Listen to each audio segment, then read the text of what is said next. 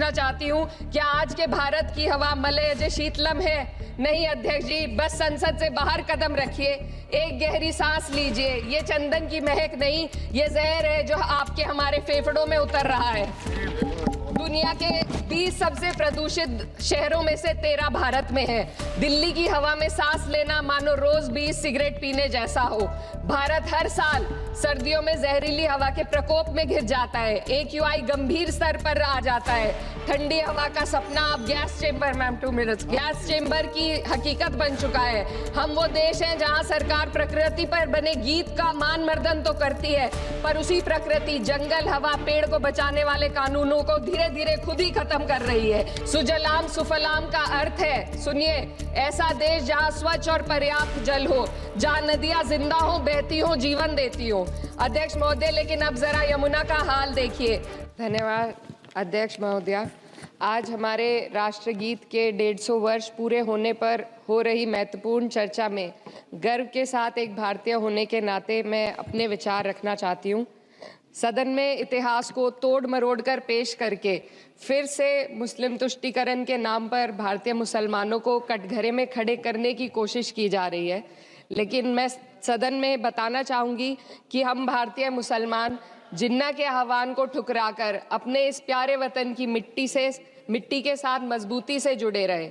हमने महात्मा गांधी, बाबा साहब डॉक्टर भीमराव अंबेडकर, रविंद्रनाथ टैगोर जी, सुभाष चंद्र बोस जी, मौलाना अबुल कलाम आज़ाद, अशफाक उल्लाह खां साहब के विचारों को अपनाया। हम भारतीय मुसलमान इंडियंस बाय चॉइस हैं, बाय चांस नहीं। वंदे मातरम के किन छंदों को राष्ट्रगीत के तौर पर अपनाया जाए, यह फैसला सर रविंद्रनाथ टैगोर और सुभाष चंद्र बोस जी जैसे नेताओं के परामर्श के बाद हुआ। क्या अब हम उन महान नायकों की समझ पर प्रश्न चिन्ह उठाएंगे? उन्हें देश को बांटने वाला और तुष्टीकरण करने वाला कहने का पाप करेंगे? उन महान हस्तियों ने वंदे मातरम के उन छंदों को अपनाया जिन्होंने देश के हर वर्ग, हर धर्म के मानने वालों को एक सूत्र में पिरोने का काम किया। और मैं एक घटना आप लोगों के सामने रखना चाहती हूँ। वर्ष 1998 में उत्तर प्रदेश सरकार के मंत्री रविंदर शुक्ला जी ने स्कूलों में राष्ट्रगीत को गाना अनिवार्य कर दिया था। लेकिन तब के तत्कालीन प्रधानमंत्री अटल बिहारी वाजपेयी जी ने, जो उस समय लखनऊ के दौरे पर थे, उत्तर प्रदेश सरकार के इस फैसले पर नाराजगी जताई और यूपी सरकार ने राष्ट्रगीत को अनिवार्य करने वाले मंत्री को बर्खास्त कर दिया था। अब मैं सत्ता पक्ष से सवाल करना चाहूंगी।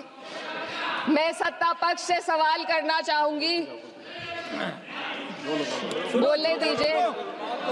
मैं सत्ता पक्ष से सवाल करना चाहूंगी कि जो विजन आजादी के समय के लोगों का था, राष्ट्रगीत को स्वेच्छा पर छोड़ने का, उसी का अनुसरण माननीय अटल बिहारी वाजपेयी जी ने किया, तो क्या वे भी मुस्लिम तुष्टीकरण कर रहे थे? जी नहीं, अटल बिहारी वाजपेयी जी राजधर्म निभा रहे थे। देश में सब धर्मों को एक साथ लाना, सबके जज्बात का एहसास करना ही सबसे बड़ा राष्ट्रवाद है। माननीय अध्यक्ष महोदय, आज हमें वंदे मातरम के असली भाव को समझना जरूरी है।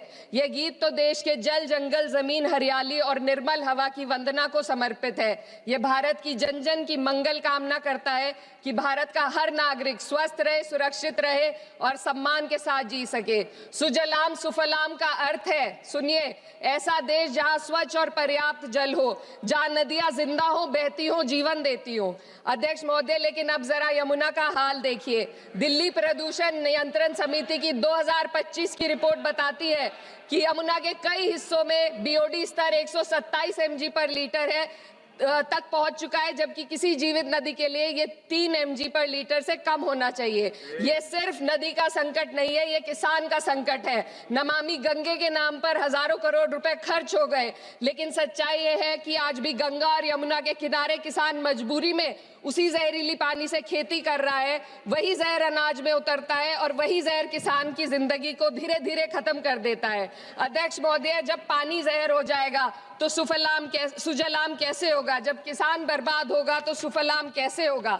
मलयज शीतलम, मलय का अर्थ है मलय पर्वत से बहने वाली ठंडी सुगंधित चंदन जैसी हवा जो जीवन देती है, बीमारी नहीं। आज मैं इस सदन से पूछना चाहती हूँ, क्या आज के भारत की हवा मलय अजय शीतलम है? नहीं अध्यक्ष जी, बस संसद से बाहर कदम रखिए, एक गहरी सांस लीजिए। ये चंदन की महक नहीं, ये जहर है जो आपके हमारे फेफड़ों में उतर रहा है। दुनिया के 20 सबसे प्रदूषित शहरों में से 13 भारत में है। दिल्ली की हवा में सांस लेना मानो रोज 20 सिगरेट पीने जैसा हो।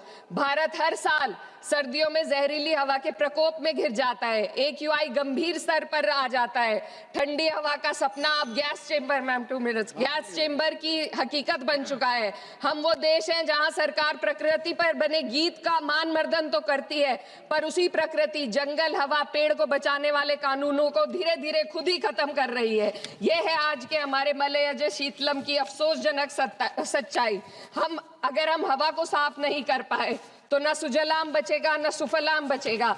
माननीय अध्यक्ष महोदया, सस्य श्यामलम का अर्थ है ऐसा देश जहां उपजाऊ जमीन हो, जहां खेत फसल से भरे हो और किसान कर्ज और निराशा में न डूबा हो। आज किसान सिर्फ मौसम से नहीं लड़ रहा, वह प्रदूषण, नीतियों की बेरुखी और सिस्टम की नाइंसाफी से लड़ रहा है।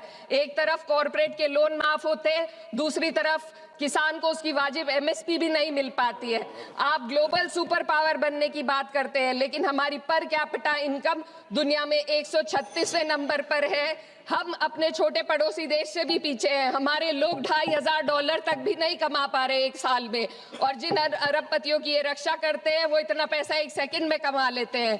आज वंदे मातरम को बुनियाद बनाकर राजनीति की जा रही है, लेकिन जमीन पर जंगल पूंजीपतियों को सौंपी जा रही है। आदिवासियों को उनके घरों से उजाड़ा जा रहा है। मातरम में जो मात्रा माता है वे सिर्फ मातृभूमि की वंदना नहीं, वे इस धरती की हर नारी, वे इस देश की हर बेटी, हर महिला के सम्मान की बात भी करता है। लेकिन आंकड़े अगर आप देखेंगे, NCRB की हाल की रिपोर्ट के अनुसार, मैम जसवंत के अनुसार, देश में हर वर्ष लगभग 30,000 से अधिक बलात्कार हो रहे हैं। यानी एक दिन में 80 से अधिक महिलाएं यौन हिंसा का शिकार होती हैं, और ये सिर्फ दर्ज मामले हैं। जब जम्मू कश्मीर की एक बच्ची हिंसक अत्याचार का शिकार होती है, जब सत्ता से जुड़े लोगों पर आरोप लगते हैं और कार्रवाई वर्षों लटक जाती है, जब उन्नाव की पीड़िता लखनऊ के दरबार में इंसाफ को लेकर अपनी जान देने पर आमादा होती है, जब बिल्किस बानो के अपराधियों का सरकार के लोग द्वारा स्वागत किया जाता है, तो ये घटनाएं वंदे मातरम की आत्मा पर चोट पहुंचाती है।